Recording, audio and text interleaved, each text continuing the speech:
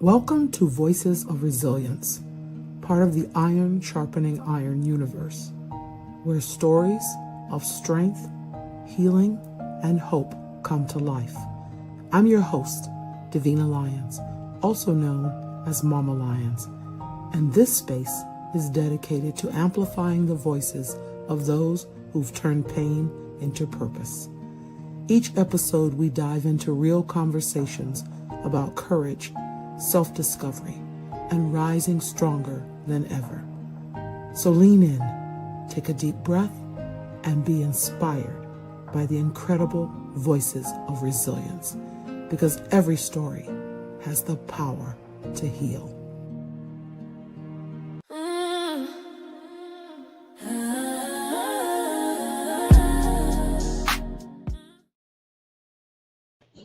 Welcome back to Voices of Resilience, where we honor the stories that shape us and the courage it takes to rise anyway. I am Davina Lyons, also known as Mama Lyons. Today's guest is an artist whose voice carries more than melody. It carries survival, legacy, and healing. I'm honored to welcome Aria the Vocalist, an artist, singer, songwriter, mother, and student whose journey is rooted in resilience. Aria is not only building a music career, she's rebuilding a life. As a survivor of abuse, family trauma, tragedy, and long-term mental health struggles, her story is one of survival in the truest sense of the word. In 2021, she nearly lost her life after being attacked by her mentally ill brother, and yet she continues to choose healing.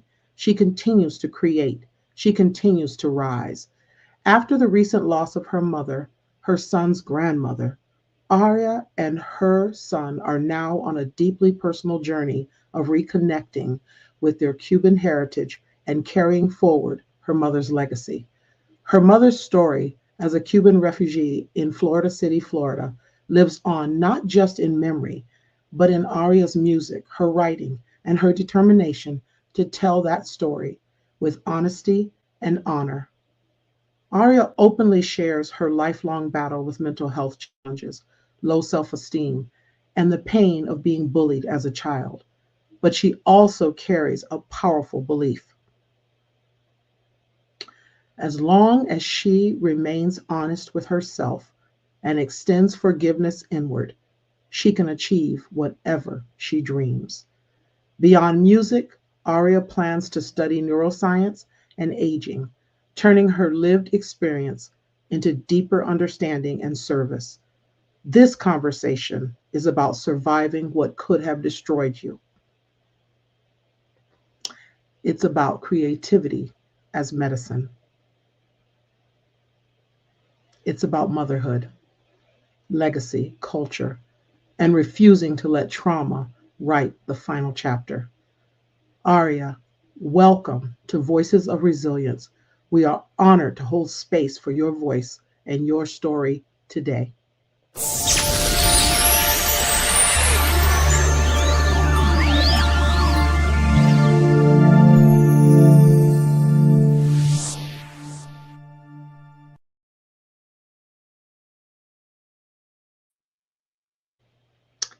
Hello. Hello. Wow. Thank you so much for that introduction. I got teary eyed. It's Thank okay. It's okay. There's a lot, and I am so grateful that you're going to share with not only myself but with all of our listeners, because I think there's so much that people are going to learn from you, and I think it's healing for both you and for our listeners. I know just in the short time that I've gotten to know you, and I'm going to share. I said I wasn't going to, but actually I'm going to share that you are the parent of a former student, and Yes. I I was so blessed to get to know you. You know, your energy has always been very positive, and you know, coming in as a parent, being very supportive, and so I'm glad I got to know you and spend more time. And here we are today, and so let's just get into it. I Yes. want to hear your story, and I know you're ready to share. Um, Thank you.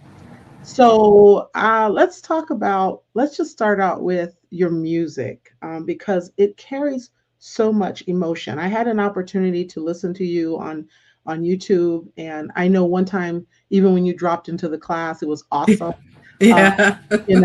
so when did you realize that music would become part of your healing? Well, it's interesting. I wasn't sure music would be part of my healing because I first began writing poetry, and poetry was a way for me to get the words out that were on the inside of me on a page, and it was Mhm. so freeing for me, and I was so intrigued by words as an elementary student is when I started writing poetry. And I even had my poem published in the newspaper where I lived when I was in kindergarten, actually about a puppy. And so my mom was very proud of that. But it was almost as if while I was in class, I had these words coming to my mind and I had to write them down. And sometimes I would get in trouble for it because I'd be writing poetry instead of doing my work. Right. So my first expression was actually poetry. And even though I didn't know I could sing as a young girl, I was just listening to the music and singing along. It wasn't until my friends said, "Hey, you sound good." I didn't have the awareness that I have a voice, Right. and that it sounded good. I mean, I just didn't connect the dots, right? So for me, my early 20s is when I got on a stage for the first time as like in front of an audience. But when I was in fifth grade, I did perform in front of my elementary schools and sang an Aaliyah song. So, both those experiences were really, they really opened up something for me. And it was just that moment of the open mic setting, right? And being in a cafe and kind of like the vibe of the poetry feel. And I'm an adult now, I'm 20, like Mhm. I can speak my mind. I can invent who I want to be. I can share my thoughts with an audience that's listening. So Mhm. that really moved me. And so that was the beginning, I would say. I didn't, like I said, I didn't know I could sing. It took me, it's been a reprogramming because of the bullying I went through, that I'll share in, later. Mhm. Um, the abuse that happened and things that took place kind of made me see myself in the wrong light, and it distorted my self-image. So even though I had these gifts, I couldn't recognize them Mhm. because Mhm. I was, my outside reality was not reflecting that to me. So that's why, I feel now my music, what it represents to me now is absolute healing, because I'm talking to myself in my songs. Mhm. First, I'm talking to me, and I'm speaking in a way to me like I need to hear me. So my songs now that I write and put out on Spotify and iTunes and everything, that is a diary and a therapy session now, Mm. you know Mhm. so That's yeah. a great way to look at it. And I know in the intro, I mentioned a lot that, yes, I do want you to share as much as you're comfortable with. And Sure. and I want to say for anyone listening who may feel triggered in any way about hearing about trauma, just understand that's what this episode is about, and um, take care of yourself. If you're listening and you need to step away, that's fine. But again, I often say that I personally I share a lot about my past. I share my story so someone else can overcome theirs. And so I Mm. think that's the whole point behind Voices of Resilience, is that when we hear those voices and we know that people have overcome or in the process of overcoming, how important that is, Yeah, and just to build community around people who are in that space is just essential for all it of us, is. you know. Yes. So please feel free to share as you'd like, about your experiences, and give us a little bit of background so we understand how you got where. Absolutely. Absolutely. Yes. In elementary school was very hard for me because I looked different, right? So my red hair stuck out like a sore thumb, and I had a terrible haircut in third grade. My hair got cut uneven. Um, the bullying set the tone for how I viewed myself. And so at a very young age in third grade, how old are you? 8, I believe, in third grade. That's when it really set in for Mm-hmm. me to be, I would say, having a split sense of self, having a distorted image of myself. That there was, this split is all I can say. And before that split, my optimism, my vibrancy, my innocence, before we're broken as children, our light is shining so bright. There's no, we don't see the darkness because it's like we're pure. But when something breaks us, that's when that root sets in of that altered perception of yourself, which can do damage to the psyche, do damage to your mental health, do damage to how you view yourself, your self-esteem. I mean, so it is so crucial for children to know to love themselves. I was never taught that. I didn't see that. I had a very loving mother, but she didn't even properly love herself. She couldn't properly show me how to love myself, even though she loved me with everything in her. I mean, my mom was the most loving person I knew, but when it came to her loving her, which she was my role model, she didn't know how to do that because she was also broken as a child. So it starts early. It does. It really does. Yeah, I can relate to that. I know that, and I've shared publicly before that my mother once said to me, because she wasn't very affectionate, I said, I asked her once, why can't you love me? And her answer was, what is love? And I don't remember anybody loving me. So what does that look like?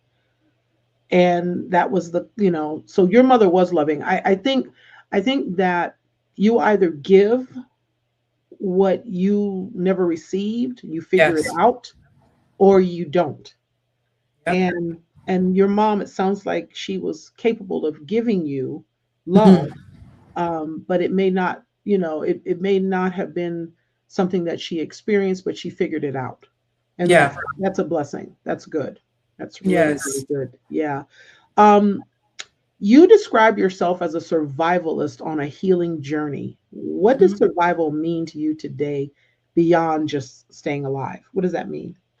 I chose the term survivalist because I think I have mastered a few situations of being able to survive. Mm-hmm. I can say back to childhood. I mean, surviving, the bullying, the SA, if Mm-hmm. abuse, Mm-hmm. Mm-hmm. um, and the distortion of my self image did a lot of damage to how I saw myself. And upon entering middle school, I would say I was already really um, separate from who I really am. So the Okay. separation of self, the separation of me, who I really am, happened. And then I was an at-risk youth. I ran away from home.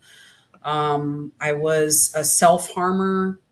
I was in a psychiatric hospital. I was actually in juvenile hall. So I was reckless. My behavior, because I don't think I knew how to process anything, right? So all I could do was act out because of the accumulation that bullying really does have on the brain, the effects of bullying.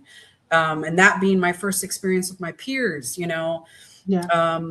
And so it just, there's, an accumulation buildup that happens. And I think once you hit middle school, you see where are you at mentally. And for me, I was not mentally well. So I began seeing a psychiatrist, psychologist, all the doctors, my mom trying to help me, therapists. And thank God she did that, because I was almost put in a group home because my behavior was so bad, and I wasn't doing well in school. So all of these things, eventually going to juvenile hall put me on probation. So I couldn't act up anywhere. Otherwise they'd put me right back in juvenile hall. So I got my act together a little bit. And like I said, the poetry, when I started to examine myself, that in my early 20s, I started to ask myself, why do I do the things I've done? Like, why do I act this way? What's wrong with what is the root cause of this?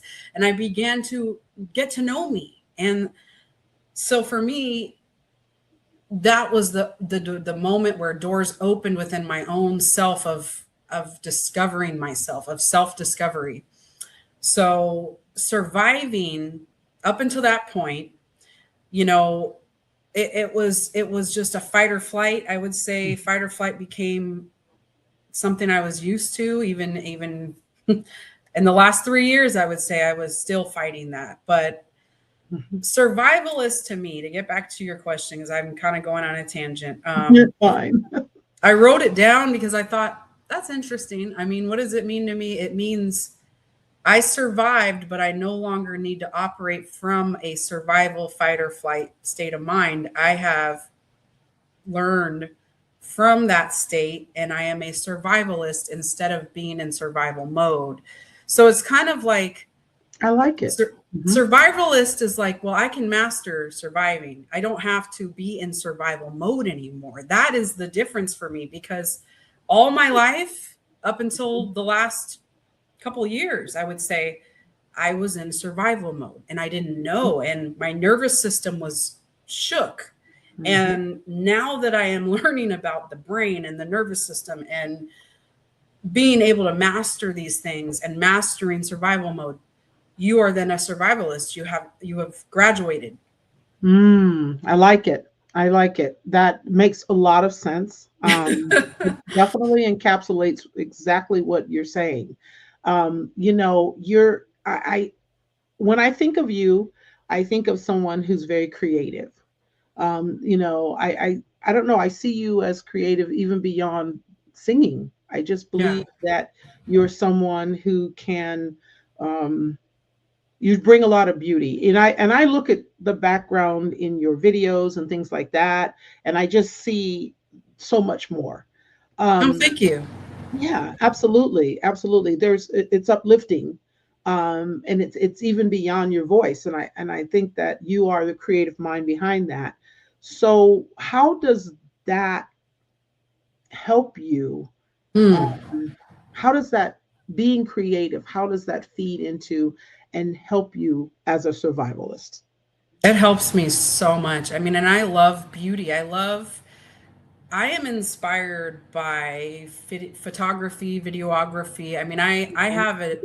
That's another thing I love. I mean, I want to explore more because I think I have an eye, and I'm inspired by it. I mean, I love capturing sunsets. And the thing about Arizona, which I'm no longer there, I loved going to the sunsets, the mountains, like the cactus, and capturing that natural beauty for me is just so, I mean, it's just, there's nothing like it. And now I'm here in Florida where I'm capturing the ocean and the palm trees here and the green and the beauty that's everywhere, and different places offer different unique beauty. So it's a part of my life. I mean, it helps my healing just to enjoy a sunrise, enjoy a sunset, and reflect and take it in, because we shouldn't take it for granted. It's really a gift to witness. And I try to remind myself, these eyes, me being able to see, is a gift. I mean, absolutely. I have met blind people in my life that have moved me to tears, because they have a vision that I couldn't even comprehend, closing my eyes but yet they still see on a different level, but they're not able to see like you and I. I mean, so I should really try. Yeah, that makes sense. Especially when you think about famous musicians that have made, I mean, oh my God, it's incredible how you may have a deficit in one area and yet so much strength in the other, Yes. and that the beauty is able to surface in other ways. So I totally Yes. get that. You've done something actually when you were in Arizona that I hadn't done, is that you went to that sunflower field. um Oh, that yes. was amazing. Just I loved that. And then and when it blooms, you should go, but wear mosquito repellent because I Oh, didn't learn okay, my good to know. I didn't know the first time I got bit up so bad. Oh my God. But I went back with with repellent. But Okay. oh man, that is a beautiful, amazing, once in a lifetime experience that I was able to capture. And Niall, my son, your former student, was my videographer. And so that is so special for me that my art and my passions I get to share with my son. And Yes. even if he kind of acts like he doesn't like doing it for me, I know deep down inside he thinks it's cool that he's Yeah. helping his Well, mom. he does a great job. He does a great job. Yeah. I didn't realize that. He does a He great has an job. eye as well. My, you know, it's Yeah. Yeah. for Yeah. me, the artistic creative gene is there, and Niall has it as well. My son, visually for him, he was drawing as a young child, and I Oh, also yeah. draw. So I Mhm. don't consistently draw, but I that's been a visual art that I've explored, Mhm. as well as singing, as well as poetry writing and photography, videography. I mean, those Mhm. are all really healing. I mean, anything creative is going to help you heal. I think it's just I making it a agree. part of your life, including it. And I intentionally do things now to get myself out of my own head and go, wait a minute. Okay, I'm doing the rumination thing. I'm falling into a funk, or I got to do something to feel better. What can I do? Because we Absolutely. have to parent ourselves. We have to reteach ourselves, like, hey, this is a destructive behavior to myself. I need to do something that's going to help benefit me and make me feel better and help my self esteem. So, those are Mhm. things now I intentionally do. Mhm. Yeah. Yeah, no, you're absolutely right. And as you know, I'm big on writing. And so for me, writing is Mm. a healing modality. Absolutely. Yes. I agree with you. I think whenever you can go within, reflect, and exercise those types of gifts, it distracts you in a healthy way Yes. from the things that are not good for you. So I Absolutely. totally agree with you. I was thinking as you were talking about um, some of the things that you experienced as a young person, and how you ended up where you ended up, and the behaviors and all of that stuff. And I'm no stranger to that because I'm a teacher, obviously, and I see kids all the time Mm. that I know are experiencing something, or they've been affected by something that is causing them to act out. Um, Yes. you transitioned at some point. I mean, obviously, you're a responsible adult now. You're a mom, um, as responsible as we can be. Yeah. We still have some things in us that make us act out a little bit, but but I'm for doing the good so far out here. yeah. I haven't gone to Miami. Oh, I'm not going partying. there you go. There you go. Good Well, for you. Although I those love days are over for that me. Miami is a fun place to visit, but don't stay. Yeah. Um, yeah, I get that for sure. I used to travel there on business. It's cool. Anyway, I guess where I'm headed is, when did you know? When was the transition to where now I'm like, I see things differently, and it's not quite. I'm not. You started doing better. Do you know when that happened? So, earlier when I was talking about being a survivalist and I was going through the timeline of my life, I got to my early 20s. I was kind of trying to explain how I survived up until that point. But so at age 20, I got in a relationship while I was doing the poetry. And so I went a different direction. Now I'm in a relationship. Now I'm focused on a person outside of me. Now I'm not feeding me, I'm feeding someone outside of me, which is another thing I learned growing up. My mom did this. My mom catered to men. She would bring men into the home. Some of them were not safe. Right. And she was, unfortunately, she made mistakes. We all do, right? Hmm. And Hmm. So the men that she brought around us were not high quality men. They were not Yeah. safe. So I was doing the same thing. I was dating people that were unsafe.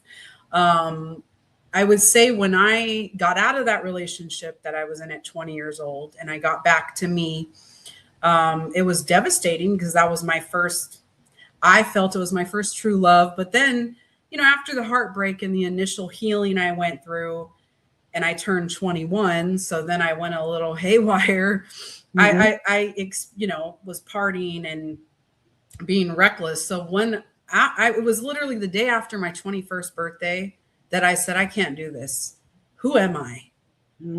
I sat with myself and said, this is not me. I'm not this person using drugs and alcohol. I'm not that. There's more to me. What am I doing to myself? And it was almost like my conscience inside was like, this is wrong. You know, this is not your path. You're not supposed to go this way. So I went into reflection mode for a full year at 21 years old. And I was celibate and I didn't date. And that was when Aria, who I call myself, became who I am.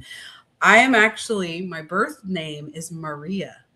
Ah, okay. So my mother named me Maria. I am Maria. That is my government given name on my birth certificate. But Aria became who I identified myself with as creating who I want to be, because who I was before that was, I didn't know who I was. So I needed some sort of claiming my own identity and feeling like I can choose who I want to be now. So that year of reflection really set the tone for what was to come after that. Because when I turned 22, I moved to Sacramento, California. I was performing on a regular basis. And at that time, this was before smartphones. So it was a very organic energy that was so alive and beautiful, because there wasn't the internet like it is now. Social media hadn't taken over. So the art was just everything. It was alive and it was just thriving. And I was living, breathing art. I mean, that's what I was doing. I started working for nonprofits in Sacramento. I started performing and providing workshops, creative workshops with youth. I worked for a homeless youth shelter. I met KRS-One, who I later did a song with, because he came to our shelter and spoke to the youth, because he was once homeless himself.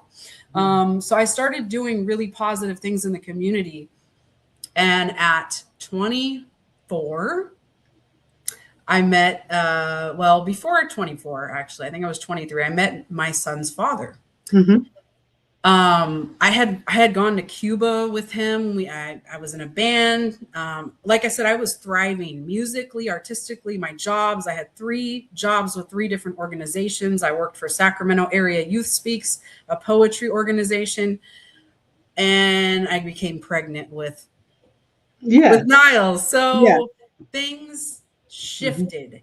But I would say that I became a healthier person. I recognized who I wanted to be at 21. I mean, that's an amazing accomplishment, because I stopped partying. I stopped doing the things everyone outside that was doing around me. And I decided to go within. So that I planted a seed within myself to become someone different. And then I was becoming that. And then doors were opening. I mean, I was going to go on the road with KRS-One. His wife and I were going to collaborate. I was going to learn the ins and outs of the music business, but I became pregnant. And so that is when my journey took a left. Like it just, because that's when I realized I really didn't have any friends. I took on the journey of single motherhood, and that shifted my reality into survival, like serious survival mode. So this is now all of a sudden I'm a single mother. I move out of Sacramento.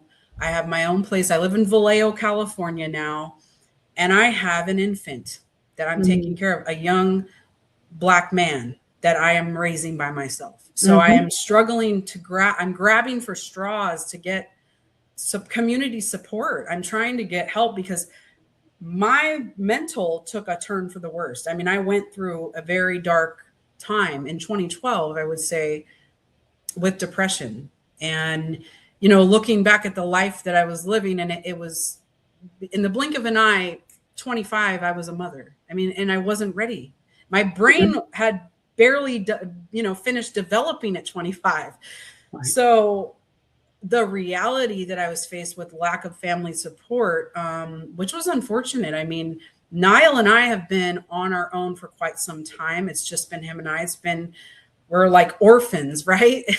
But we're together. And I try to explain to him now, Niall, I'm sorry that we don't have enough support. I'm sorry that we've struggled, but it's never too late. We're going to find our tribe and we're going to thrive. And I can say now, moving to Florida, that right off the bat, the resources are way better than I had in Arizona. I mean, things are moving quickly and I'm moving along. I'm not allowing myself to get in a rut because I got to keep going.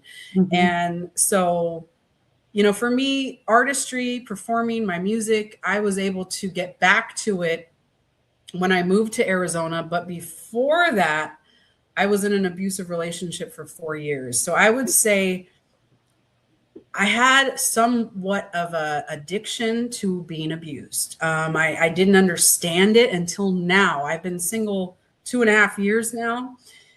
When I made the mistake of the last relationship I was in, I had to really look at myself and go, wow, okay, what's going on? Because why would you want to be with this type of person? What attracted you to abuse, right? So there's something still not healed for me to want to be in that type of dynamic.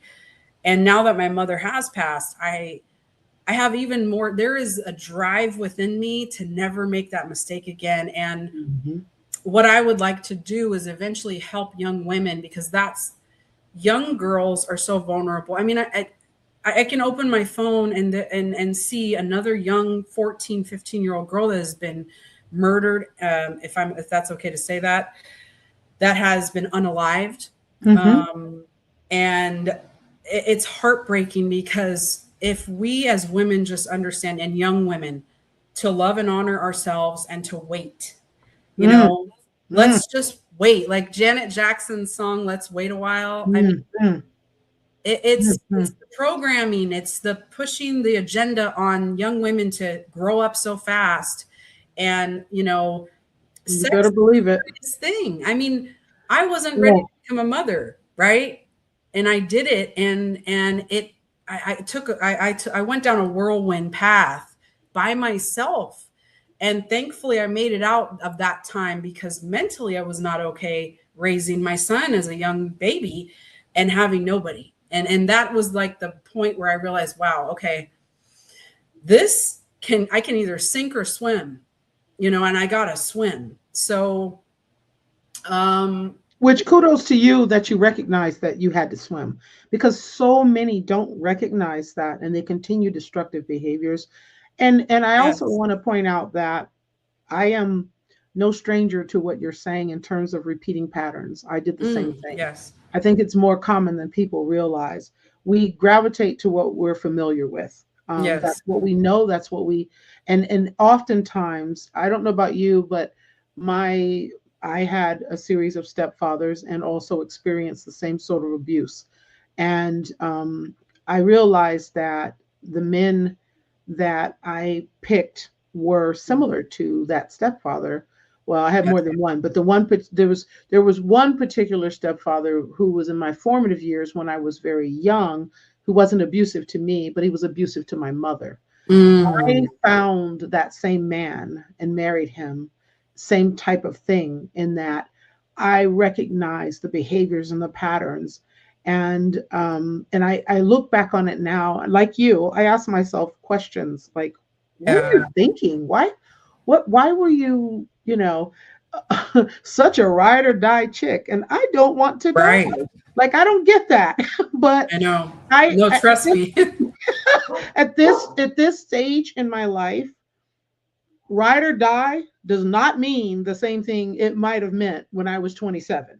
You know what I mean? Like, no, there's nothing sexy about riding or dying right now, So I get it. And I think for our listeners, I think young women especially have to understand that, you're going to gravitate to what you feel is um, attractive, for lack of a better or more appropriate term.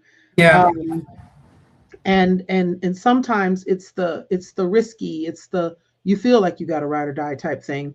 And in Yeah. essence, it's attractive, but it's attractive for all the wrong reasons. And Yes. it's attractive because you're pleasing them and not yourself. And Right. that's what I had to figure that out as well. Um, I believe when you're a mom, and I also experienced being a mother of a son. You and I have that in common.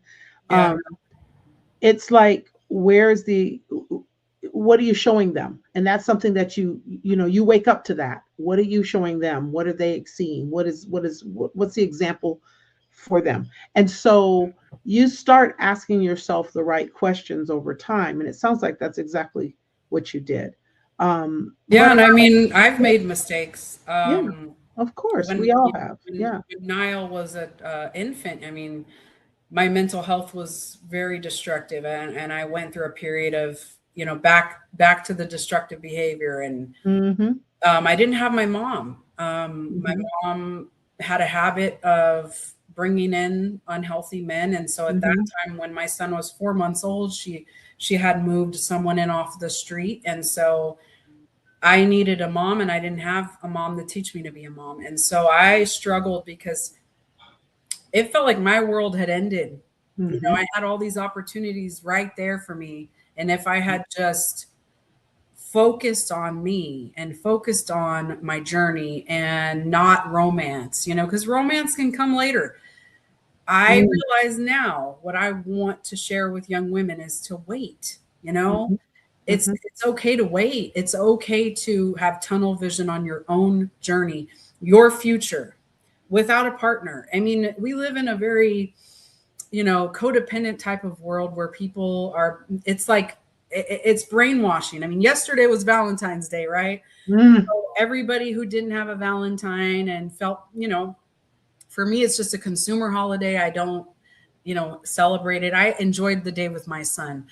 But if I Mm-hmm. could go back and tell my younger self, I would have said, just wait, you know. Absolutely. Absolutely. And I totally I think that every day as I walk the halls in my school, and I Yeah. see these girls that are booed up with these boys, and I'm like, oh, I don't have a crystal ball, but I can tell you that I know that there will be changes in their lives, and especially the boys that they pick. Yeah. I'm just like, wow. But you can't, you know, you can cast so much of a vision for someone else, but some people are experiential. They have to learn by experiencing things. And then Others, that's me. that was me too. And that was me to a point. And then I caught on that, oh no, I need to start Yeah. finding better role models. Um, Yes. because also, my mother was abused and went through so much that I didn't know, but I did start looking at. I had friends who had healthy family relationships, healthy family units. And so I would see how they were functioning as much as I could. And I would always want that. But again, at a certain point, I made all the same choices my mom made. I followed in her So did path. I. It's so interesting. You Yeah. really do. And you don't even We see are a yourself product of growing. our environment. I mean, that Yes, is pure, yes, it's simple. And yeah. now what I'm doing with my son is I am doing everything I can to make a better future for him. Mhm, Even moving to Arizona and meeting you, mhm. even though I struggled in Maricopa and it didn't turn out how I had hoped, but I left because I don't have time to wait. Now I Right, don't have time to wait. It's like, right. well, I got to help my son. I got to be somewhere where he can have better resources and get more assistance and Mhm, where he can be happy. I really am putting my son first because for many years I didn't know how to put him first. Even though my mom loved us, she didn't put us first. She put men above us. And I mhm, did exactly that with my son. And the mhm. last relationship I was in for 4 years, nearly, mentally, I mean, I was gone. I mean, in 2021, when my brother attacked me, this was the person I was with that was there to help me heal, but made me worse. So I didn't properly heal. I had a head injury, I had a TBI, and I was being nursed by an abuser. So there's no way I can properly heal my head injury around a person that's making me worse. And I realized I have to leave this, I have to go far away because I was part of the problem. I kept going back. Yeah. So 4 years of a cycle, the cycle was over and over, and I was stuck in this pattern with this person. And when I finally left and I took a look at everything, I went, oh man, I have a lot of cleaning up to do in my life because, wow. Because the thing is, when you are in an abusive relationship, everything else gets left behind. I mean, everything is left. You deal with it after. You deal with the aftermath of all of this. And it's like an avalanche. And I can say for me in Arizona, it was a lot to unpack. And so I did a lot of unpacking.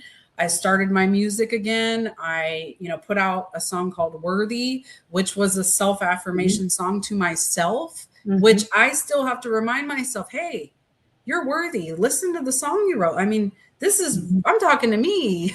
Right. But, I'm still, to this day, I am still working on healing those neural pathways in the brain of that false limited belief about myself. And it's still something that I am working through. And it's still an echo in the back of my mind, but I don't have to let it be in the forefront anymore. Right. So it's like, just do it anyway. Even if it's that saying, feel the fear, do it anyway, jump off the cliff. I mean, I just came to Florida. I just said, okay, I'm going to close my eyes and jump. And I did it. And it's like, I still am in shock, to be honest with you, that I'm here. And it's like, wow. But I think it's a great thing. And I'm happy I did it. I think you got to take a chance on yourself and your children. You got to do what's best for you and your children. And especially if you're a single mother, you make a decision that's going to benefit your future for you and your child. And now that I have a teenager, I mean, he needs a lot of support. I try to get his father to be more involved, and he's kind of just over the phone once in a while, unfortunately. But there's a lot of great programs out here for healthy, role models. Yeah. And Niall's going to get connected out here, and I'm excited for him. Absolutely. And for me. Absolutely.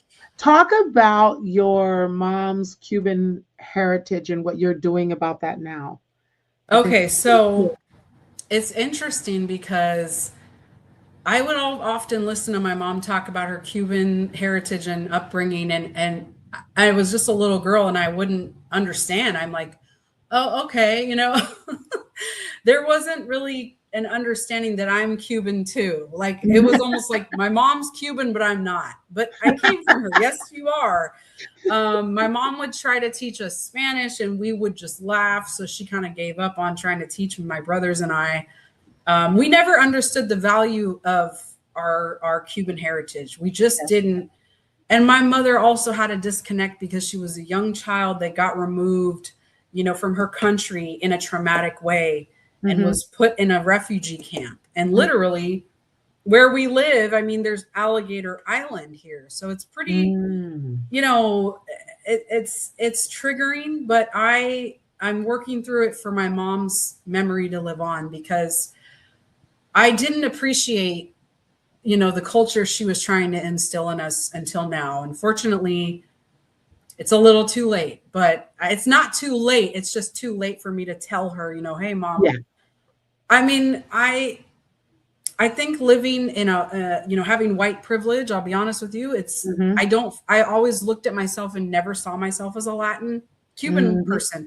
I identified as a white skinned Caucasian, which I have to check the box off, but now it's about being proud that I'm not just a white Caucasian. I'm not just the person with white privilege. I don't want to have that white privilege, but unfortunately, it's already there because of the color of my skin, right? And the difference is I'm aware of that, and I don't wear it like a badge. I'm like, no, I'm for justice and equality. Absolutely. I have a black son, so for me now it's about really diving in head first and appreciating Cuban culture, appreciating my mom's journey, telling her story, becoming bilingual, which I've always wanted to do. And now I have the opportunity. I'm immersed in the culture. I'll be able to take a really awesome Spanish class here to help me practice Spanish. I mean, there's just, the possibilities are endless. The food, the culture, everything is very Cuban here. The only thing is I don't have my mom physically, but I have all her writing. I have her passport from Cuba. I have documents to provide to the museums here for her to be in the museums. I mean, that's my goal. Hey, I'm here to help my family still live on. Not just my mom, my uncle, my grandmother, my grandfather. They came as a family unit from Cuba to Florida City. And now my son and I are here. And it's interesting because Arizona is for me, right? I loved it. I love Sedona. I love the Grand Canyon. Arizona is a special place to me forever and always will be. But when I moved there 2 years ago with my son, and I realized, wait a minute, because the first time I went to Arizona, I was 22. I hadn't become a mother. So I went on a spiritual journey in Arizona, and I felt like I found a part of my soul there. And when I moved there 2 years ago, I thought, you know what, this is not the same. It's not. You can't recreate it, So it's funny that I'm here now and I'm doing something not just for me, for my son, for my mother, for my family, my legacy, and it's powerful. It's I've only been here 10 days, so it's still really new and fresh. I'm just kind of getting acclimated. It's a transition, but I'm looking forward to mainly having a plan and following through with the plan and not letting myself backtrack or get distracted or lose sight of what I'm doing. Or no. I am very intentional now. Why am I here? What am I doing? What's my goal? And what's my next step? So, yeah. Beautiful. Yeah. So it's not, you didn't just jump off a cliff and end up in Florida. You had purpose. Felt like it. You had purpose. It felt like, it still feels like cliff jumping. It was scary. It was hard. It was a hard decision to pull the trigger. I'm going to tell you, I was back and forth. I was 50-50 with it. Whether or not I had to make a choice. And I said, you know what? I've been here for 2 years in Maricopa. If I want to go back to Arizona, I can always go back to another place in Arizona later in life. So yes. No, I do get that. But I mean, Maricopa, I have to say, I can't just speak about it being, there was positive things. I met you. So I can't even be mad at Maricopa. I guess I'm a little butthurt that I couldn't, the plans I had didn't happen. That's really all it is. Yeah. At the end of the day, my son and I were safe.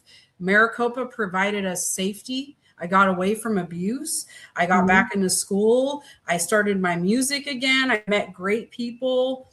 For me, the city itself was a little isolating, and it just was getting to me. I didn't feel where we lived was easy access to anything. I was way in the back of El Dorado, having to drive 15 minutes to get to my house. And it just wasn't, it wasn't working anymore. And it's nothing against the city itself. I guess for me, I had high hopes. Sometimes we have expectations and they don't happen.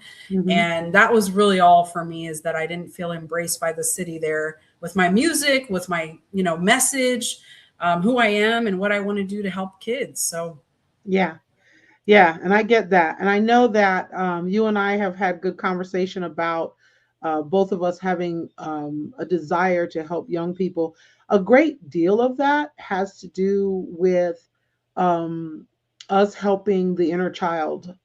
Yes. What I know for me, being a teacher, the people that showed up in my life that really made a difference, definitely one of those people was my English language arts teacher, and I became an English language arts teacher. Look at that. And honestly, I had the privilege of speaking to her a few years back, and she was 85, sharp as a whip, remembered remembered my mother's name, remembered my last name, and she was she was just an amazing teacher. And every Wow. time I think about it, and I think most people have at least one educator in their lives that made that difference, at least one. Some have Absolutely. more than one. There's always, and if I can be that for one student, and I hear from students all the time. I just posted something on my Facebook the other day that I received from a student that I loved. Um, it's it's it's everything to be able to It show is. up and do something, especially something that you want it done for you. Hmm. At that stage, you may not be able to go back to that stage in your life, but you can certainly be that lifeline for somebody else. And so I appreciate that you work with that you desire and that you do work with youth and you have served in that capacity. And Yes, I have. I hope to collaborate with you in the future. I do Um, too. even with you being in Florida, we can make it happen. That's the Yes, beautiful thing about technology, right? Look, you and I are talking right now. You're in Florida. exactly. Yeah. But it's I just want to touch on a couple more things because boy, that hour rolls around so fast. You said that as long as you remain honest and forgiving with yourself, you can achieve your dreams. What does self-forgiveness look like in practice for you? It's loving yourself even on bad days. Even when you don't feel good inside, when I have an ugly day with myself where I don't feel like I'm on my own side or I'm struggling in my own mind, I'm struggling looking in the mirror, I'm struggling getting up out of bed, whatever it is, loving myself softly and gently saying, I know you're not feeling well, but you got to get up. I know you don't want to do this, but it's going to benefit you. Look, what I learned from Maricopa, the mistakes I made in Maricopa, letting things get to me, or days where I shut down, I'm learning not to do that here. I'm not bringing that here. I'm going, okay, that result that from shutting down or bed rotting and being depressed all day, did that really help you? No, and it's not helping your son. You're showing your son you shut down to deal with a problem. That's not helping. So Mhm. I have the ability to just be honest with myself, forgive myself for even having a bad day, right? Or if I do need to just lay down, it's okay to have a day, but to not let it continue on and become a habit. So, and many days, I'll be honest with you, I struggled in Maricopa. I was in group therapy. I had a therapist, but there were days I felt like, man, I don't have anybody to talk to here and I'm losing my mind. Yeah. And I had to give myself grace because I left an abusive relationship of 4 years and moved to Maricopa. I had 2021, I survived a head injury. I was struggling to heal. I came to Maricopa to heal, not just Right. me, my son.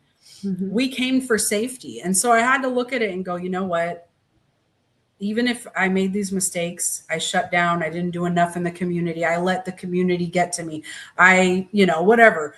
Now I'm just honest with myself. Okay, that hurt.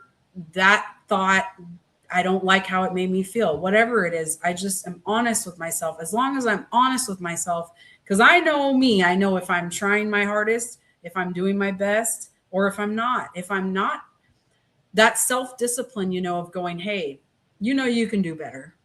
Your self honesty. Are you doing your best, or are you just bare minimum? You know what I mean? Right. So for Yeah. me, that's really what's helping me now is having a why. Mhm. Why am I here? Why am I here in Florida? Okay, what can I do to make the most of it, and how can I make a difference in my life and my son's life and other lives, right? Mhm. Well, you're So doing that right now. Sharing your thank you. story is making a difference. You're courageous, and, Thank and you. and this is so. This is. I know it's not easy to like expose yourself in this way, but at the same time, it's your heart that wants to do it because you want to help, like you said, maybe there's a girl that will see this. This will be out there and in perpetuity. It'll be out here forever, right? And Yeah. somebody, may not be today, it could be tomorrow, but someone is going to listen to this interview and you're going to make a difference. They're going to look at you and say, wow, she did it, or she's doing it. We're all Mhm. we're all in stages of becoming. Nobody Right. arrived. No one's arrived. I Absolutely. get, and I guess when I realized that, Mm. speaking of giving yourself grace, when I realized that I am more about becoming, and that means the journey is meant to be taken. I'm okay. It's Yeah. when you sit down and you stop is when that's a problem. But if you keep Yes. going, when you keep going, you're going to learn and you're going to make a difference. And I love that you are doing that. You mentioned studying neuroscience, and I mentioned it in the intro, so I want to cover Yeah. that. Talk to me about that plan to study neuroscience and aging. I'm really excited to do that here. They have a 1 year certificate. Actually, it's mental health, neuroscience, and aging. And I mean, I can't wait. The semester already started here, otherwise I'd be in school. But that's why I'm anxious to get busy here because I don't want to let myself, get too comfortable. I gotta stay busy. But in the meantime, I can practice Spanish, work on my art, work on my mom's legacy. But that is really, I mean, it's imperative for me to really be able to conquer my own mental health struggles, right? And maybe not conquer, but maybe have a better hold on it. An understanding of how the brain works. That really helps me when I understand how Absolutely. something, why something's broken, how to fix it.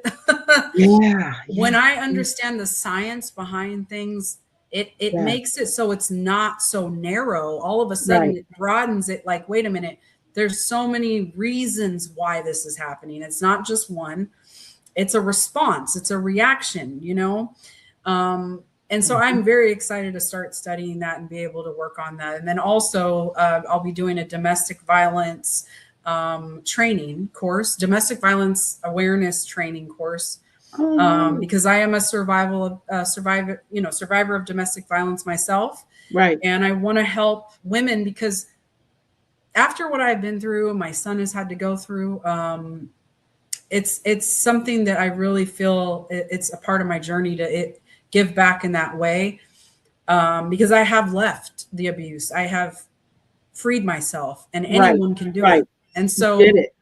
and learning Absolutely. to no longer desire or crave or want, it's almost like it never even was there. Right. I am in a bubble right now where I don't have a desire to date. I don't have a desire for connection right now because I'm still recalibrating me. I'm Right. still, in the middle of reconstructing who I am. So, Absolutely. No, I get that. That is extremely powerful. Um, my last question is, so take a moment if you need to, but for okay. someone listening who feels stuck in trauma, grief, or low self worth, what would you say to remind them that their story is not over? Hmm. I would say, even in that darkest place, there is beauty in the darkness. If you can embrace yourself right where you are, and give yourself a hug, not just a physical hug. I'm saying like a to be there for yourself, especially if you have no one to understand. Like, I understand loneliness and I understand isolation and all of that and alienation. But if you are alone and you feel stuck, it's not the end. And there's a new beginning right around the corner. And if you can just console yourself, that's the word I was looking for. Right. If you can console yourself there, and you rise up out of it, you're gonna see a whole new light within. So Okay. Absolutely, absolutely. Thank you for sharing that. And our listeners probably picked up on so many different things that you shared today. Aria, I want to thank you Thank for you for having me. your vulnerability, for your honesty.